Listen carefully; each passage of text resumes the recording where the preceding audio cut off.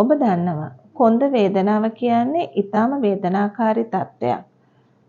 මේක පිරිමි පාර්ශවයට, කාන්තා පාර්ශවයට, ඒ වගේම මැදිවිය, ඒ වගේම අපි වයසට යනකොට මේ අපිට ඕන කුමන තත්ත්වයක මත ඇති වෙන්න පුළුවන් තත්ත්වයක්. කොන්ද වේදනාවක් ඇති වෙන්නේ ඇයි?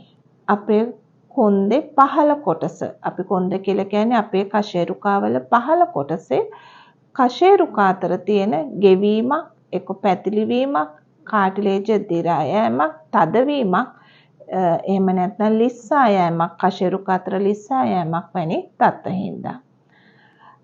මෙවැනි තත්ත්වයක රෝග මූලයේ සුව වුණොත් තමයි අපිට කොන්ද වේදනාව කියන එක නැතු යන්නේ.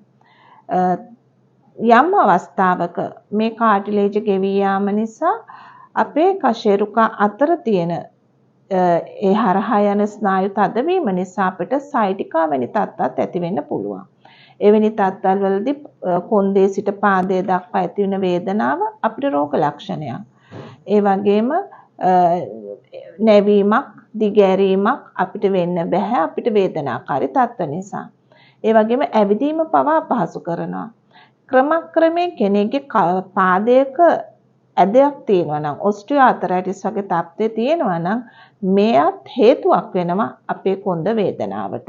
උකුල් ඇටය හරහා ඒක ඇදවීමක් එක්ක අපිට මේ වේදනාකාරී තත්ත්වය ඇති වෙන්න පුළුවන්.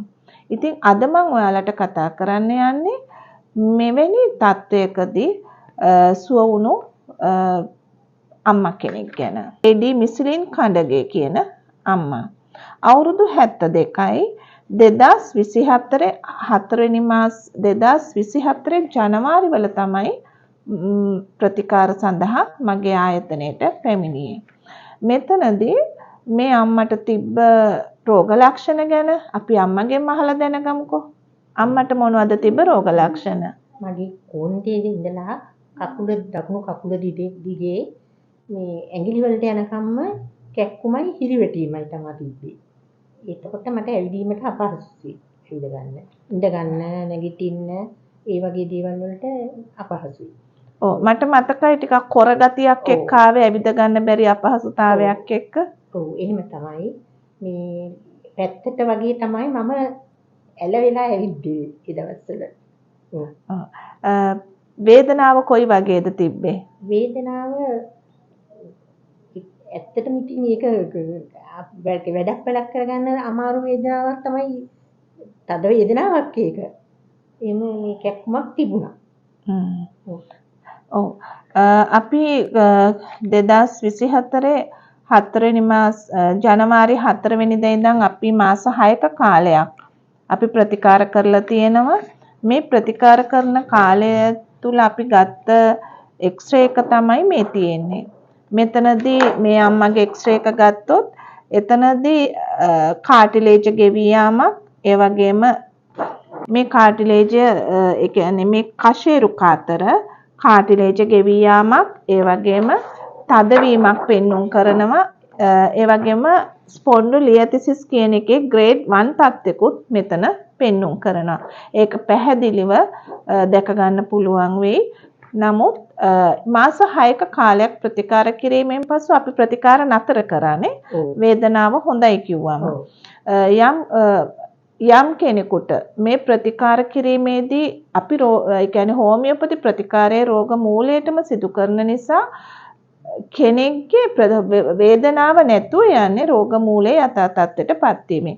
ඒ සඳහාම ප්‍රතිකාරයත් එක්ක පාවිච්චි කරපු ආතරයිටික්යෝ වෙරිකෝස් කියෝ මම උදේටයි හවසටයි දෙකටම මේ ආතරයිටිස් මේ වෙරිකෝස් කියන ආලේපේ කොන්ද දිගටම කකුලේ කෙරවලට යනකම්ම ඇඟිලි වලට වෙනකම්ම මේ ආලිපණය කරා. එතකොට මේ ડોක්ටර් කියපු විදිහටම කෑම බීමෙන් පරිස්සම් වුණා. ඒ විදිහටම පිළිපැද්දා. ඉතින් එතකොට මට සති පළවෙනි සති දෙකේ බේත් අරගෙන දෙවෙනි සතියේ බේත් අරගෙන බේත් කරනකොටම කොන්දේ අමාරුව හුඟක් දුරට අඩු වුණා. කොන්දේ කැක්කුම. ඔව්. නමුත් අපි මාස 6ක් ප්‍රතිකාර කරලා තියෙන එක දිගට ඒ කියන්නේ අපිට වේදනාව නැති වුණත් මම හැමතිස්සෙම කියනවා අපිට වේදනාව කියන එක එන්නේ 50ක් රෝග මූලය ඇතුළාන්තයෙන් වෙනස් වීමත් එක්කයි. අපි ප්‍රතිකාර කරනකොට 60-70 ඉන්න පුළුවන්. 60-70 ඉඳන් 50 වෙනකොට අපිට වේදනාව නැතුව යනවා. නමුත් 50 සිට අපි තව ඉදිරියට ඒ ව්‍යුහාත්මක වෙනස නැවත යථා තත්ත්වයට ප්‍රතිකාර කිරීම තුළ ඒක යථා තත්ත්වයටපත් වෙනවා කියන එක. ඉතින් නැවත මේ අම්මා මල් ළඟට පැමිණියේ දාන හිසේ පොඩි අමාරුවකට. නමුත් අපි කොන්ද අපි නැවත ඒ අම්මා මේ කොන්ද එක්ස්රේ එකක් කරලා තියෙනවා. එතනදී අපිට දැක ගන්න පුළුවන් වුණා ඒ කොන්දේ අපි ප්‍රතිකාර කිරීමෙන් අර කලින් තිබ්බ ව්‍යුහාත්මක වෙනස ඊටාම තරුණ කෙනෙක්ගේ නිරෝගිමත් කෙනෙක්ගේ කොන්ද ආකාරයට ඒ ව්‍යුහාත්මක වෙනසපත් වෙලා තියෙනවා. ඒ කියන්නේ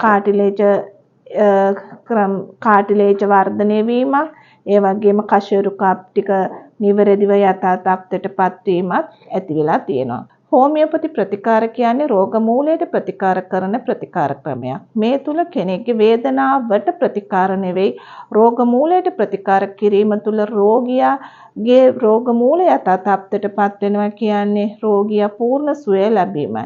ඉතින් මේ තුල මේට ඉතාම උපකාර කරපු එකක් තමයි ආතරයිටික්කියෝ වෙරිකෝස්කියෝ කියන ආලේපන දෙක.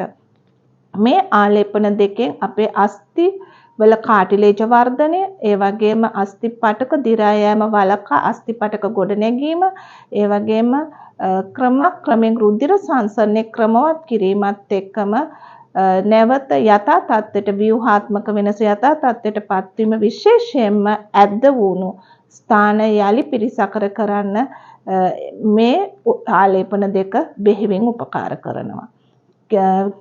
මේ තුල කෙනෙක්ගේ මේ ආලේපනයත් ඒ වගේම නිවැරදිව ප්‍රතිකාරයත් ඒ වගේම සත්කාරයත් තුල සුවය ස්ථීරව ලබාගත හැකි වෙනවා. ආතරයිටික්කියෝ ගෙවී ගිය කාටලේජ නැවත වර්ධනය කරයි. අස්ථි දිරා යාම වළකයි. ඇදවී ගිය අත්පා, ඇඟිලි, කොඳු ඇටපෙළ, දණහිස් යථා තත්ත්වයටපත් කරයි. සියලුම සන්ධි රෝග සුව කරයි. වෙරිකෝස්කියෝ ගැට ගැසුණු නහර ලිහිල් කර රුධිර සංසරණය ක්‍රමවත් කර පාත වේදනා ඉතිමුම් හිරිවැටීම් සුව කර තුවාල හට ගැනීම වළකා කැසීම් හා පාත අවපැහැයෙන් නැති කරයි. HK homeopathy HK healthy life නිෂ්පාදනයකි.